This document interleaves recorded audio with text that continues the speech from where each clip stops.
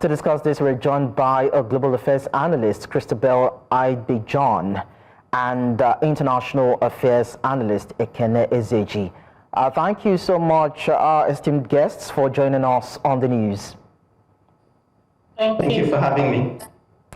So I'll start with Christabel. Now, what does Princess Opeyemi Bright's election signify about the evolving role of diaspora communities, particularly Nigerians, in our Western political systems? I would want to say congratulations to her once more. I think her election as the mayor is more of an emblemic of a turning point for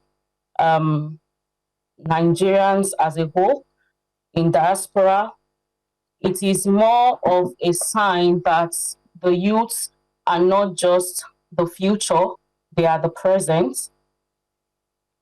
It has symbolized that we cannot just, as a person, is not just her being a participant, but more of a leadership while participating.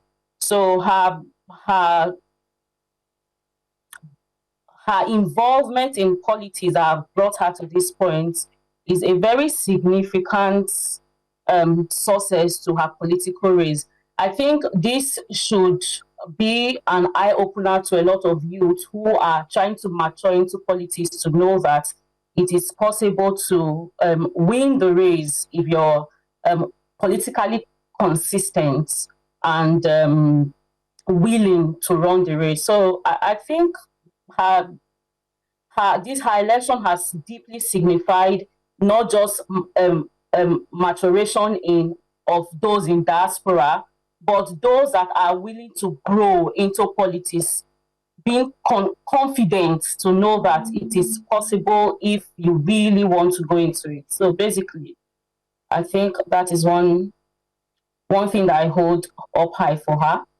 Okay, now, Ekene, we know how sophisticated and mature politics can be in the UK. So in what ways do you think Bright's tenure as mayor can strengthen some sort of UK-Nigeria cultural and diplomatic ties, especially in the context of diaspora diplomacy?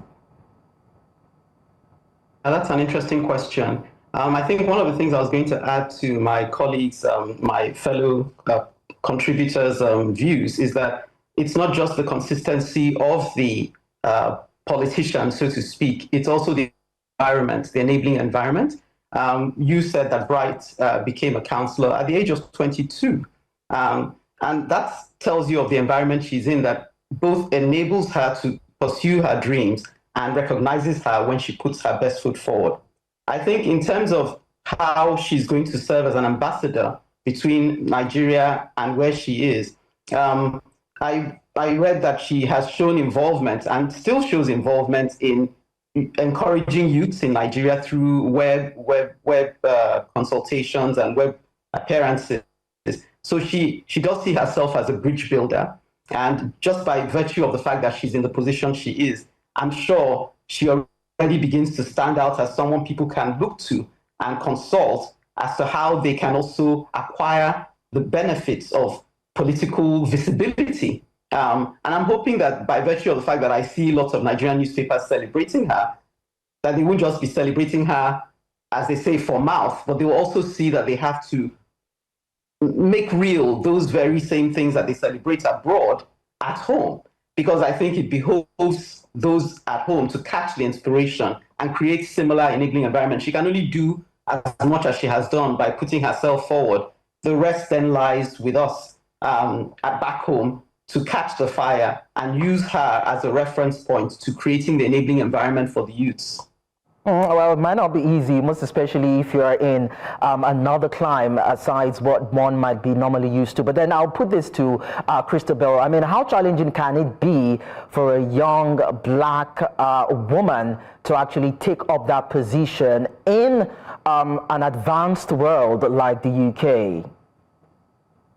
It can be very challenging, mostly when you know that there are a lot of, I will use the word white folks that would want to test her integrity I want to test her being whether she's going to be biased.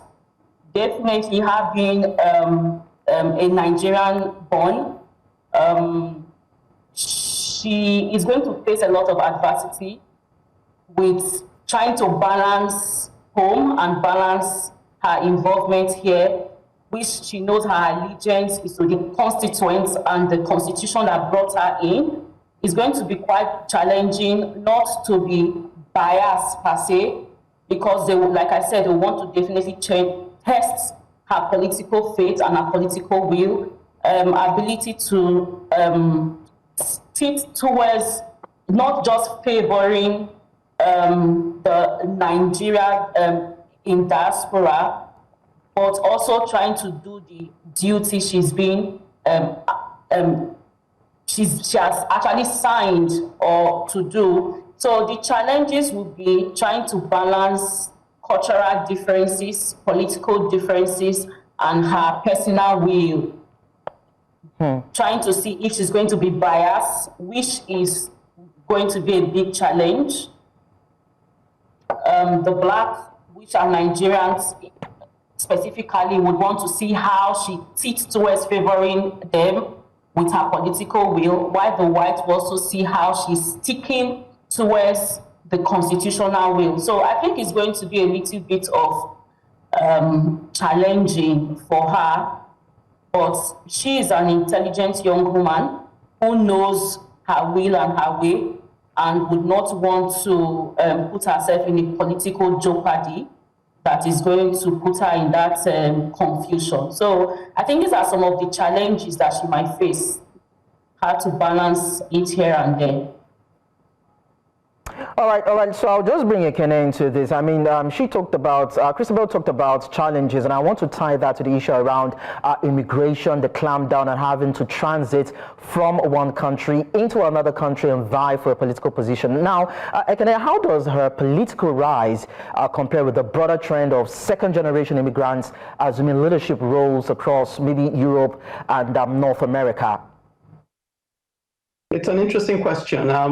I don't necessarily share Christabel's view that the challenge for her will be the bias or balancing the bias, because I think she's got the pitch right, and also the constituents she represents, Dagenham and Barking, have picked her because of her ability to identify with the issues that that concerns the people. There are about 270,000 Nigerians in diaspora in the UK. And I would say that UK is one of the most tolerant societies you're likely to find. And so when you look, strange enough, there's a conflict between the fact that across board, you find there's a growing intolerance towards immigrants, yes, and with the Trump factor, this growing intolerance towards inclusivity. But yet you have to sort of say kudos to those who are in the political spaces in whether in the UK, and you have examples of Nigerians thriving in Europe and even in the US, to show that these people are still focused on who is the best man for the job. They've clearly elected her because she's the best woman for the job and she'll get the job done. And I think she has that focus. One of the things that intrigued me about her position is that her mission is that she wants to support two charities, one of which is a charity that supports people suffering with Crohn's disease, because she was once diagnosed with that, and also a charity that supports young people in bringing them into that space of, mentoring them and bringing them to a space of leadership. So these are things that she identifies with personally that you could say has no tribal or racial, there's nothing that ties it specifically to a race or a tribe. So in that sense, she's not just an ambassador, she's someone who can identify with people because of her own lived experience. I think the beauty of politics in this sort of environment is that they're able to look beyond, even though you have those issues, from time to time flaring up and people are clearly insecure about things like that, especially when economic challenges abound, you still have the ability to think rationally and say, if someone is able to represent our interests, then clearly they're the best person for the job. And I find that to be one of the aspects that endears me to politics in this on this side of the divide. Well, we can actually tie this the issue around Kemi Badenoch, who seems to be having a bit of issue with the Conservative Party and the stance on immigration laws and all that. But then if we are to look at the issue around stigmatization for people within the spectrum, just about 1 minute, Ekene, how would you, of course, give an advice for people in that line to actually scale the hurdle? How do you think this can be an inspiration for other youth who might be willing to actually take up that mantle and follow in that stride? Just about a minute.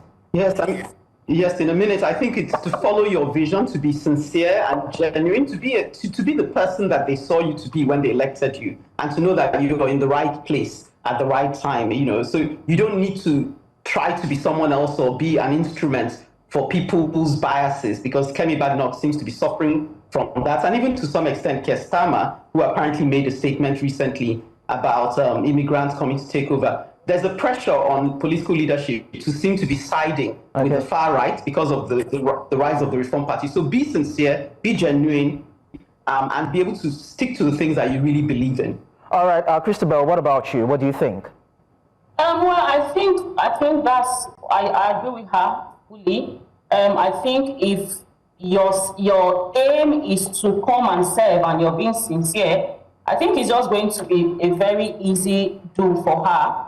And her ability to be able to inspire other youths to want to do same as a young political personnel. So I think if her original aim is to be herself and not be swayed by what anybody says or does, I think she's going to strive well, and it's going to be an inspiration to others who are coming, normalizing diversity in every form, and inspiring others, encouraging others to do same. Okay. Especially those are in the minority. Okay. Christabel Aigbe-John, Global Affairs Analyst, and of course Ekene Ezeji, International Affairs Analyst. Thank you so much for your time on the news.